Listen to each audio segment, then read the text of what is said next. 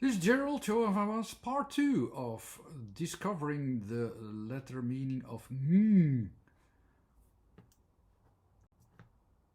I already told you that the G region is actually at the edges of what we can see, and beyond that is a whole bigger world which we not immediately can see or recognize or can define.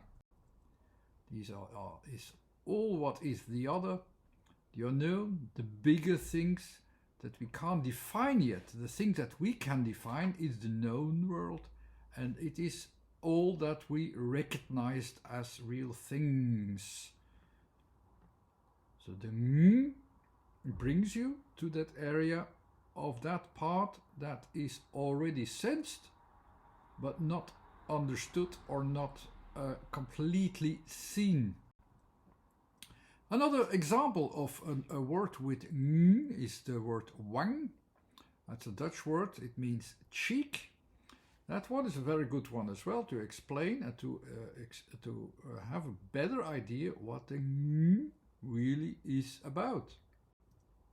You have the Anschluss, you have the place where you have a placement at a certain point, which is like a connection point to two areas, the area outside, the area inside, two areas of completely different experience. The ang in that way, where you have ng that expresses this, it's not just a place alone. There's also an interconnection between two worlds, so that it's expressed with ang at the end is very understandable.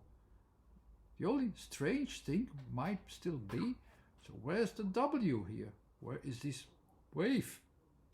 We can't see it immediately. Where does the W comes in? And when I expressed the previous words, so the first letter is very leading to what makes you express and understand and visualize and pinpoint the object that I'm referring to. So without the W, you almost don't have the experience of that object. So how can I see the W in wang? Remember the object that I expressed before, wing. In wing, we know this W was, I expressed it loosely then, okay, it's carried by the wind, let's say. So where's the W here? Actually, it also turns out that the wang or the cheek is expressed better, is expressed communicatively as an interconnection area through this wind.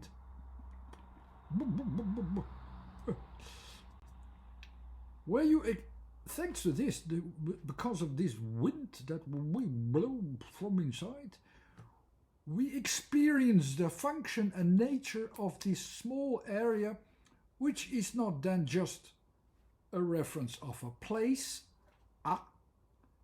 but especially is noticed when you blow these cheeks during that activity at that place. You know where wang or the cheek is referring to. But how do we experience or sense always this experience of ng? When is the ng going on? Because we know n is a place. With the ng we know already, okay, there is some communicative thing between two areas. But how do we experience this actually? Can I define this a little bit better? I will do so. Because with n we know it's about position in time and space.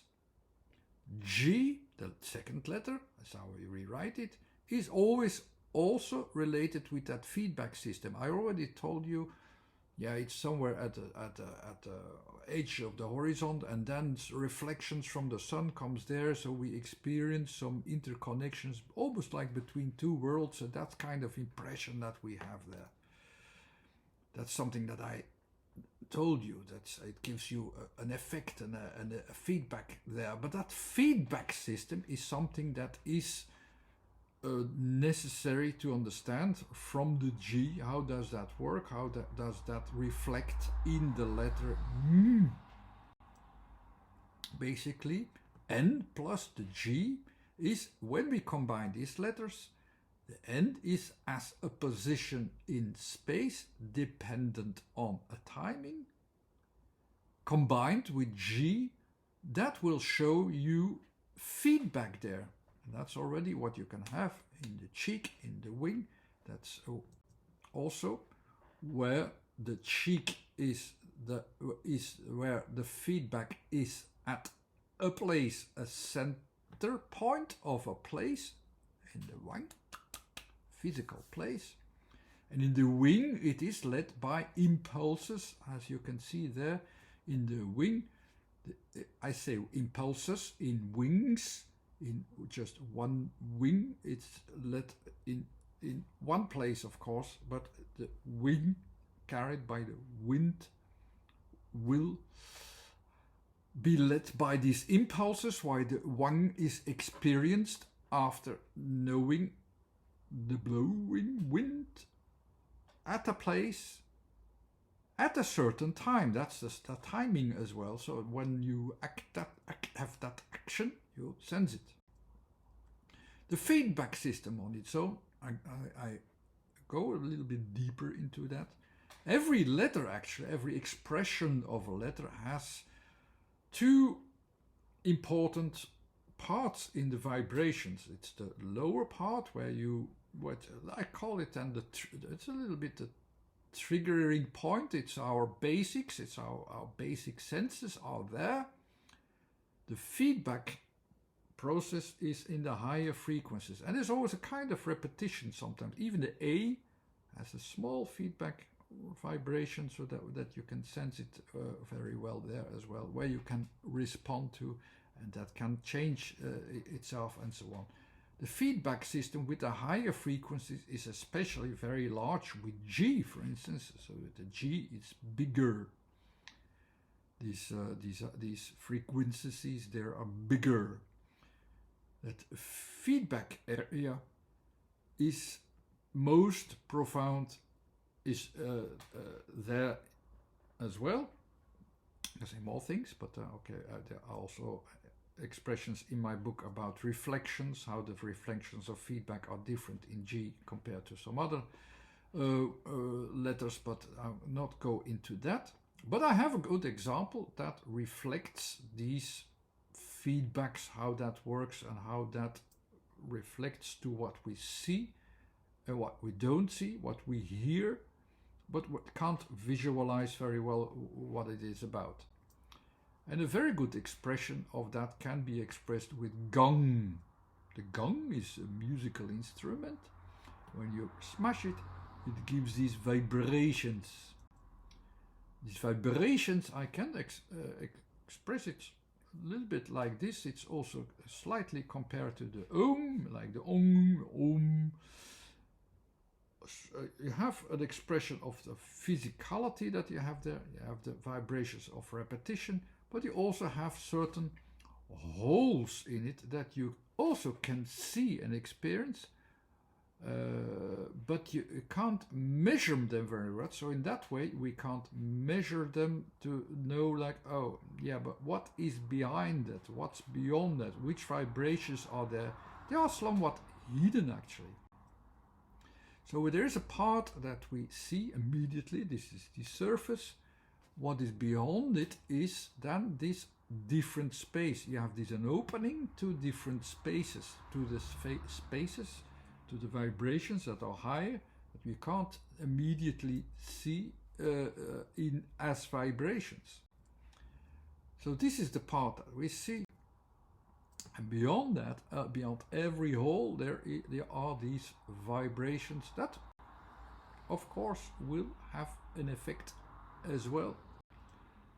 Large vibrations that will not be seen because it's so complex and so big and so on, but they have their effect, and the effect is like a confrontation. You see the immediate effect already in this surface of what is vibrating at that time. So you see each time frame, of course. That's what the G also always is. You are dependent on the direct reflections.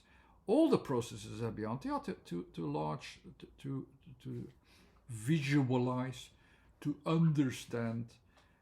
But you can see the immediate effect. Just follow the effect that you can have. Just like with the gong, sense the gong. The ong is different than the The is vibrating and seeing also a little bit like, okay, how far can I experience, and do I understand, and can I keep control of what I sense, and so on. The goes beyond that. It gives the reflection. Now this is also lying beyond that. With gong, of course, it has the letter O. It has this moment that you see. It has also this environment, this different environment connection via the that you have there as well. So in that way you can also understand the word as a letter combination. Also this, I hope, brought you closer to what can bring, can associate, and so on. Anyway, thanks for watching. For those who are ready to go to the holidays, have a nice holiday seasonal greetings and so on.